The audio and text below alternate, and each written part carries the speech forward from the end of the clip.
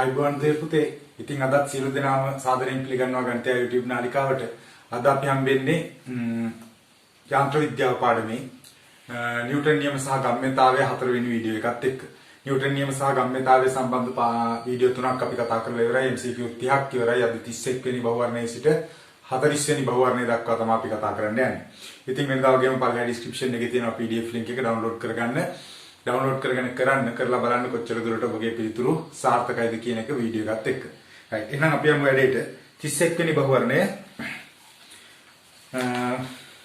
තිරස් දිශාවක් ඔස්සේ වම් පසට 10 ms ශ්‍රේණියක ප්‍රවේගයෙන් ගමන් කරන පහ වැඩි කිරීම 10.2 කිලෝග්‍රෑම් වූ මැටි ගුලියක් තිරස් දිශාව ඔස්සේම 12 ms ශ්‍රේණියක ප්‍රවේගයෙන් දකුණු පසට ගමන් කරන 6 වැඩි කිරීම 10.2ක් වූ මැටි ගුලියක් සමග ගැටේ.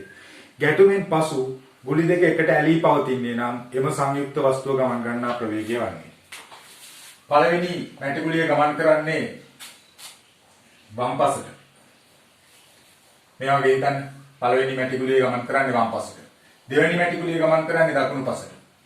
මම පළවෙනි මැටි ගුලියේ ප්‍රවේගය m1 v1 කියලා m1 ගම්‍යතාවය m1 v1 කියලා ගන්නවා. ස්කන්ධය m1 ප්‍රවේගය v1. දෙවෙනි මැටි ගුලියේ ගම්‍යතාවය m2 v2 කියලා ගන්නවා. ස්කන්ධය m2 ප්‍රවේගය v2. ඔය දෙක එකතු වෙලා තනි වස්තුවක් හැදෙනවා. තනි වස්තුවේ ස්කන්ධය m1 දන m2 එයා ගමන් ගන්නා දිශාව මම හිතන්නම් මේ පැත්තට v ප්‍රවේගය කියලා. අපිට තියෙන ගැටුමක්. ගැටුමකදී බාහිර අසමතුලිත බලයක් ඇති වෙන්නේ නැහැ මුළු පද්ධතිය මතම. මෙහා මත ඇති වෙනවා ගැටුමේදී මේ පැත්තට බලයක්, මෙහා හැප්පෙන නිසා මෙහා මත ඇති වෙනවා මේ පැත්තට බලයක්. බල දෙක කැපිලා යනවා. සමාන විරුද්ධ බල දෙකක් නිසා. ඒ නිසා සංප්‍රයුක්ත බලයක් මුළු පද්ධතිය මත ඇති වෙන්නේ. එහෙනම් ගැටුමට අපිට දාන්න පුළුවන් මේ පැත්තට රේඛීය ගම්‍යතා සංස්කෘති නියමය. රේඛීය ගම්‍යතා සංස්කෘති නියමය දැම්මොත් මෙයාගේ ස්කන්ධය m2 v2 දාන මෙයාගේ ස්කන්ධය m1 v1. හැබැයි පොඩි ප්‍රශ්නයක් තියෙනවා. මෙයාගේ ගම්‍යතාවය m2 v2 මේ පැත්තට තිබ්බේ. මෙයාගේ ගම්‍යතාවය ප්‍රතිවිරුද්ධ m1 v1 ගම්‍යතාවයක් තියෙන නිසා ඍණ. සමානයි. මෙයා අවසාන පද්ධතියේ ගම්‍යතාවය m1 දාන m2 වරක් v කියලා ගන්න පුළුවන්. m2 ස්කන්ධය මම ආදේශ කරනවා 6 වැඩි කිරීම 10.2යි. ප්‍රවේගය m2 ස්කන්ධයේ ප්‍රවේගය 12යි. ඍණ m1 ස්කන්ධයේ ප්‍රවේගය ස්කන්ධයගේ පහ වැඩි කිරීම 10.2යි ප්‍රවේගය 10යි. සමාන වෙන්න ඕන. ස්කන්ධ දෙක එකතුව 6යි 5යි 11 වැඩි කිරීම 10.2යි. අවසාන ප්‍රවේගය තමයි පෙන්වන්නේ. සුළු කරපුවාම 10.2 කැපිලා යනවා. 6 වරක් 12 72යි. ඍණ 5 වරක් 10 50 සමානයි 11යි v. 22 සමානයි 11යි v. v සමානයි 2යි ms ශ්‍රේණියක කියලා එනවා. එහෙනම් අවසාන පද්ධතියේ ප්‍රවේගයේ තත්පරයට මීටර 2යි. පිළිතුරු අංක 3 නිවැරදි. 32 වෙනි බහුවර්ණය. ස්කන්ධයේ කිලෝග්‍රෑම් 5ක් වූ වස්තුවක් මත ක්‍රියා කරන බලය F කාලය සමග විචලනය වන අයුරු ප්‍රස්තාවයේ දැක්කේ වස්තුව මගින් ලබා ගන්නා ලද ගම්‍යතාවය වනුයේ. අපි දන්නවා බලය සහ කාලය අතර ප්‍රස්තාවය දුන්නාම කලින් වීඩියෝ වලදී කතා කරලා තියෙනවා. බැලුවේ නැති කවුරු හරි කෙනෙක් ඉන්නවා නම් පල්ලෙහා වීඩියෝ ඩිස්ක්‍රිප්ෂන් එකේ link එක තියෙනවා. පරණ වීඩියෝ ඔක්කොගේම link තියෙනවා. බලන්න. එතකොට ඔබට පැහැදිලි වෙයි බලය සහ කාලය අතර ප්‍රස්තාවය දුන්නාම බලය කාලය කියන දෙකේ ගුණිතය අපිට හම්බෙන්නේ ගම්‍යතාවය. එතකොට ගුණිතයක් ගන්නවා y අක්ෂය සහ x අක්ෂයේ භෞතික රාශිය වල ගුණිතයක් ගන්නවා කියලා කියන්නේ දීලා තියෙන ප්‍රස්තාරයේ වර්ගඵලය අපිට හොයාගන්න වෙනවා. ඔතන දීලා තියෙන ප්‍රස්තාරයේ හැඩය ත්‍රිපිසියමක් වර්ගඵලයේ භාගය වැඩි කිරීම සමාන්තර පාද දෙකේ එකතුව 8 ධන 6 ලම්බ දුර 10යි. දෙවරක් 1යි දෙවරක් 5යි 8යි 6යි 14යි 14 වරක් 5 70යි නිව්ටන් තත්පර කියන පිළිතුර එනවා. තුන්වෙනි පිළිතුර නිවැරදි. 32 වෙනි බහුවර්ණයට. 33 වෙනි බහුවර්ණය. ස්කන්ධය කිලෝග්‍රෑම් 1000ක් සහ දිග 11ක් වන දුම්රිය මැදිරියක් ඝර්ෂණයෙන් තොර ඍජු තිරස් පීලි මත නිශ්චලව ඇත. මැදිරිය තුළ සිටින කිලෝග්‍රෑම් 100ක ස්කන්ධයක් වන මිනිසෙක් මැදිරියෙන් එක් කෙළවරක සිට අනෙක් කෙළවර එක එල්ලේ ගමන් කරයි. මැදිරියේ නිදහසේ චලනය විය හැකි නම් මැදිරියේ චලනය වන දුර. එහෙනම් මිනිසා දුම්රිය මැදිරිය මත ගම්‍යතාවයක් යොදනවා. එයාගේ චලිතයක් නිසා. ඒ නිසා මිනිසා ලබාගත් ගම්‍යතාවය සමාන වෙන්න ඕන දුම්රිය මැදිරියට ලබා දුන් ගම්‍යතාවය. මැදිරියට දුන් ගම්‍යතාවය. හැබැයි අතන්දී අපි සැලකිලිමත් වෙන්න ඕන මිනිසා ලබාගත් ගම්‍යතාවය කියන්නේ මිනිසාගේ ස්කන්ධේ වරක් ප්‍රවේගය. මිනිසාගේ ස්කන්ධේ 100යි ප්‍රවේගය ගන්නකොට මිනිසාට ගමන් කරන්න පුළුවන් දුම්රිය මැදිරියේ එක් කෙළවරක සිට අනිත් කෙළවර දක්වා කියන්නේ මීටර 11යි. කාලයෙන් බෙදන්න ඕන. දුර බෙදීම කාලය මම ආදේශ කරා ස්කන්ධේ වරක් ප්‍රවේගී ගුණිතයට. මිනිසා ලබාගත් ගම්‍යතාවය ඕක. ඔයට සමාන ගම්‍යතාවයක් දෙනවා මැදිරියට. හැබැයි මැදිරියේ ස්කන්ධය දානකොට දුම්රිය මැදිරියේ එක් අංගයක් තමයි මිනිසා. මිනිසා ඉන්නේ දුම්රිය මැදිරියේ. එහෙනම් දුම්රිය හිස් දුම්රිය මැදිරියේ ස්කන්ධය 1000යි. මනුෂ්‍යයාගේ ස්කන්ධය 100යි. එකතු වුණාම මුළු ස්කන්ධය 1100ක් වෙන්න ඕන. දුම්රිය මැදිරියේ ගමන් කරන දුර අපෙන් අහන්නේ දුර බෙදීම ඒ කාලයෙම වෙන්න ඕන. කාලය මොකද දුම්රිය මැදිරිය මනුෂ්‍යයා දුම්රිය මැදිරියේ එක කෙළවරක ඉඳලා අනිත් කෙළවරට යනකොට දුම්රිය මැදිරියේ ප්‍රතිවිරුද්ධ දිශාවට පොඩි චලනයක් කරනවා. බාහිර අසමතුලිත බලයක් නැහැ. සුමට පීලි මත තියෙනවා. දැන් සුළු කරන්න තියෙන බිංදු දෙකට බිංදු දෙක කැපෙනවා. කාලේ t කැපිලා යනවා. 11න් බෙදපුවාම මීටර එකක් දුම්රිය මැදිරිය ආපස්සට එන්න ඕන. පිළිතුරු අංක 4 නිවැරදි. 34 වෙනි ප්‍රස්තාර බහුවර්ණය ප්‍රස්තාර 5ක් සමග අපිට පිළිතුරු දීලා තියෙන්නේ. බලමු කොහොමද කරන්නේ කියලා 34 වෙනි බහුවර්ණය. කියන්නේ රූපේ පෙන්වනාලු කාලයේ t සමානයි බිඳුවේදී නිශ්චල වස්තුවකට F1 10යි නිව්ටන් සහ F2 නිව්ටන් 9ක බල දෙකක් එක විට යොදනු ලැබේ. ඔබට පේනවා බල දෙක ප්‍රතිවිරුද්ධ බල දෙකක්. නිව්ටන් 10 බලය මේ පැත්තට තියෙන්නේ, නිව්ටන් 9 බලය මේ පැත්තට තියෙන්නේ. ඒ නිසා මේ දෙකේ සංප්‍රයුක්ත බලය නිව්ටන් 1යි 10න් 9ක් අඩු කරපුවාම මේ දිශාවට නිව්ටන් 1 බලයක් තියෙනවා. ඊට අනුරූප ප්‍රවේග කාල ප්‍රස්ථාරයේ එනම් ආරම්භක වෙලාවේ නියත ත්වරණයක්. නියත අසමතුලිත බලයක් තියෙනවා නියත ත්වරණයක්. දැන් ඊළඟට කියනවා t සමානයි t1 දී F2 බලය ශනිකව 10 දක්වා වැඩි කරනවලු. මෙයා 10 වුණ ගමන් 10 දක්වා වැඩි කරපු ගමන් දෙපැත්තේ බල දෙක සමානයි.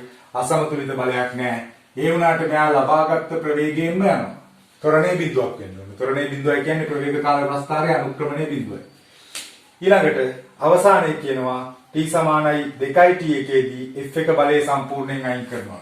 දැන් මේ බලය සම්පූර්ණයෙන් අයින් කරපුවාම මේ පැත්තට එනවා 9ක අසමතුලිත බලයක්. 9ක අසමතුලිත බලයක් නෙවෙයි 10ක අසමතුලිත බලයක්. මොකද මෙයා 10 දක්වා වැඩි වෙලා තියෙන්නේ. 10ක අසමතුලිත බලයක් මේ පැත්තට එනවා. ඒ කියන්නේ විශාල මන්දනයක් යටතේ මන්දනය වෙන්න පටන් ගන්නවා. මේ මන්දනය අනුක්‍රමණය මේ කොටසේ අනුක්‍රමණයට වඩා අගයෙන් ගත්තොත් ගොඩක් ලොකු වෙන්න ඕන.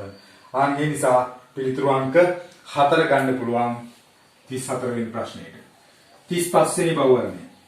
ස්කන්ධ පිළිවෙලින් m1 හා m2. අපිට දීලා තියෙනවා m2 ස්කන්ධය පැහැදිලිවම විශාලයි කියලා m1කට වඩා. t හා q කුට්ටි දෙකේ සුමට තිරස් මේසයක් මත තබා ඇත. ඕම ආකාරයට pq කුට්ටි දෙක තියෙනවා. මෙහා m1 ස්කන්ධය, මෙහා m2 ස්කන්ධය. ඔය අතර දුන්නක් අමුණලා නැද තන්තුවකින් සම්බන්ධ කරලා තියෙනවා. සම්පීඩනය කරන ලද සැහැල්ලු සීදුන්න දෙකලවරට එම කුට්ටි දෙක සම්බන්ධ කර ඇති අතර ඒවා S නම් වූ තන්තුවකින් රූපේ දක්වා ඇති පරිදි නිසලව රඳවාගෙන ඇත. තන්තුව කැපුව විට ඒ ප්‍රකාශය කියනවා කුට්ටිවල සම්පූර්ණ ගම්‍යතාවයේ ශුන්‍යම පවතී. ඔව්. තන්තුව කැපුවාම මේ පද්ධතියෙන් බාහිර බලයක් ඇති වෙන්නේ නැහැ. මේ ස්පින් එකේ දුන්නේ මේ කුට්ටිය මෙහෙට තල්ලු කරනවා, මේ කුට්ටිය මෙහෙට තල්ලු කරනවා සමාන බල දෙකකින්. සමාන බල දෙකකින් තල්ලු කරද්දී ප්‍රතිවිරුද්ධ සමාන බල දෙකක් නිසා කැපිලා යනවා. ඒ නිසා බාහිර අසමතුලිත බලයක් ඇති වෙන්නේ නැහැ. බාහිර අසමතුලිත බලයක් ඇති වෙන්නේ නැත්නම් ගම්‍යතාවයෙන් සක් ඇති වෙන්න විදියක් නැහැ. මේ ප්‍රකාශය හරි. B ප්‍රකාශය කියනවා දුන්න මගින් කුට්ටි මතයේ දෙන බලයන්ගේ විශාලත්ව සමාන වේ වූ එකත් හරි එකම දුන්නේ දෙකලවර තියෙන බල දෙකක්. C ආරම්භයේදී P කුට්ටිය Qට වඩා වේගයෙන් චලනය වේ. ස්කන්ධයේ P ගේ තමයි අඩු. අඩු ස්කන්ධයේ වැඩි වේගයෙන් චලනය වෙනවා.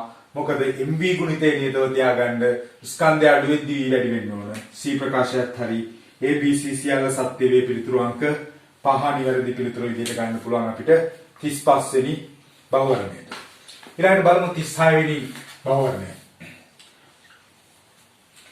ස්කන්ධ පිළිවෙලින් කිලෝග්‍රෑම් 1ක් හා 2ක් හා කිලෝග්‍රෑම් 1ක් වූ AB කුට්ටි දෙකක් එකිනෙක ස්පර්ශ වනසේ ඝර්ෂණය රහිත සුමට මේසයක් මත තබා ඇත. රූපේ දැක්වෙන පරිදි A මත F බලයක් යෙදූ විට B මගින් A මත ඇතිවන බලය. B මගින් A මත ඇතිවන බලය කියන්නේ මේ මෙතනදී ඇතිවන ප්‍රතික්‍රියාව නිව්ටන් 1යි. එහෙනම් මේ පැත්තට සමාන විරුද්ධ නිව්ටන් 1ක් ඇති වෙනවා. ඊළඟට කියනවා එම බලය ඉවත් කොට ඊට සමාන බලයක් ප්‍රතිවිරුද්ධ දිශාවට B මත යෙදූ විට. දැන් මේ පැත්තෙන් B මත යොදනවා F බලයක්. මේ බලයට සමාන බලයක්. යෙදුව විට A මගින් B මත යෙදෙන බලය වනුයේ. මේ ප්‍රතික්‍රියාව තමයි අපෙන් අහන්නේ. ප්‍රතික්‍රියාවේ විශාලත්වය. පළවෙනි අවස්ථාවේ මේ ස්කන්ධය විතරක් හිතුවොත් ඔය නිව්ටන් එක කියන ප්‍රතික්‍රියාව විතරයි ඔය B කියන ස්කන්ධයට අදාළ වෙන්නේ. නිව්ටන් එකේ බලය නිසා එයා ලක්වන ත්වරණය අපිට හොයන්න පුළුවන් F සමානයි මේ දැම්මොත් F1යි ස්කන්ධයගේ ස්කන්ධයත් එකයි. ඒ නිසා බලය සහ ස්කන්ධය දෙකම එක වෙනකොට ත්වරණයත් එකයි. එහෙනම් මෙයාගේ ත්වරණය එකක් කියන්නේ මේ පද්ධතියේම ත්වරණය එකයි. එහෙනම් මේ වෙලාවෙත් මේ පද්ධතියේ මේ පැත්තට ත්වරණය එකක් වෙන්න ඕන.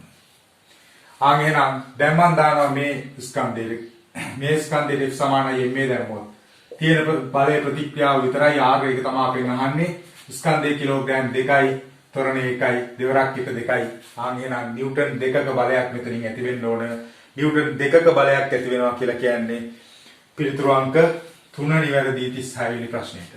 37 වෙනි බහුවර්ණය ස්කන්ධයේ පහත වස්තුන් අතරින් විශාලම ත්වරණයක් ඒ කුමකටද කියලා අහනවා. විශාලම ත්වරණය තියෙන්නේ විශාලම බාහිර අසමතුලිත බලය දෙන එකනට. විශාලම බාහිර අසමතුලිත තියෙන්නේ නිව්ටන් 50 බල දෙක එකම දිශාවට ක්‍රියාත්මක වෙනකොට. එහෙනම් පිළිතුරු අංක 5 නිවැරදි. පොඩි ප්‍රශ්නයක් 2000 බහුවර්ණය තමයි අපි ඔය කතා කරේ. 2000 ලෙවල් පේපර් එකේ බහුවර්ණය. ඊළඟට බලමු 38 වෙනි ගැටලුව. 38 වෙනි ගැටලුවේ කියනවා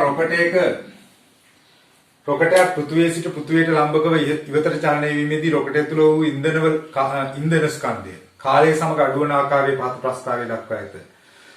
වායුගෝලීය ප්‍රතිරෝධය නොසලකා හැකි නම් ඉන්ධන මගින් නැති කරන තෙරපුම දිගටම නියතව පවතී නම් රොකටේ ප්‍රවේගයේ කාලය සමග වෙනස් වන ආකාරය. දැන් අපිට දන්නවා ස්කන්ධය F සමානයි m අනුව F නියතව තියෙද්දී ස්කන්ධය අඩු වුණොත් ත්වරණය වැඩි වෙන්න ඕන.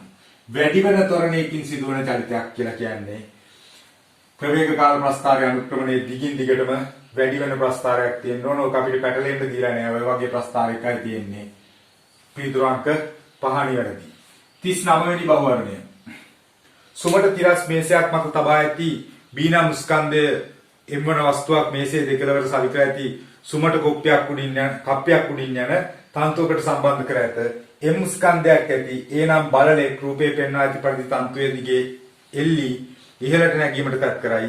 එසේ කිරීමේදී B වස්තුව කප්පිය මතට G ත්වරණයකින් චලනය වේ නම් ඒ බලලාගේ චලිතය පිළිබඳ පාත ප්‍රකාශ වලින් සත්‍ය වන්නේ කුමක්ද කියලා අහනවා. මේ වගේ තියෙන ස්කන්ධයක් මෙතන තමයි බලලා එල්ලීලා ඉන්නේ. එයා උඩට යන්න try කරන්නේ.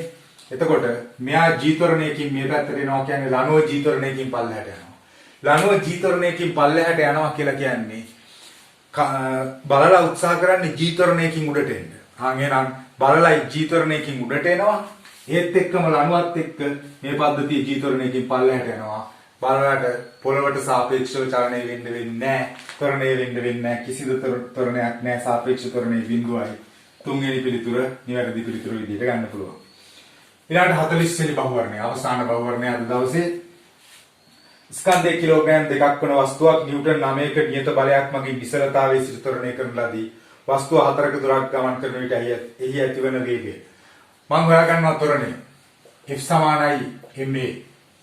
බලය නිව්ටන් 9යි ස්කන්ධය කිලෝග්‍රෑම් 2යි ත්වරණය එනවා 9 බෙදීම 2යි කියන්නේ 4.5යි. ඔය තමයි ත්වරණය. දැන් අපෙන් අහන්නේ මීටර 4ක් දුරක් යනකොට යාගේ වේගය. දාන්න පුළුවන් v වර්ගයේ සමානයි u වර්ගයේ ධන 2යි s ගානේ පැහැදිලිව කියනවා ආරම්භක ප්‍රවේගය බිඳුවයි කියලා. නිසා මෙයා බිඳුවයි v තමයි හොයන්න යන්නේ. v වර්ගයේ සමානයි 2 වැඩි කිරීම ත්වරණය 4.5 වැඩි කිරීම s මීටර 4යි. දෙවරක් 4.5 කියන්නේ 9යි 9 වරක් 4 36යි.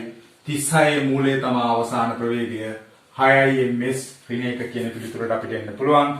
පිළිතුරු අංක 4 නිවැරදි පිළිතුර. right. එහෙනම් අද MCQ 10 අපි කතා කරලා ඉවර වෙනවා උතනින්. මේ වගේම අලුත් වීඩියෝ එකකින් අලුත් MCQ 10ක් එක්ක පුළුවන් තරම් ඉක්මනට හමු වෙමු. එතකන් සමු ගන්නවා. සියලු දෙනාටම සුබ දවසක්.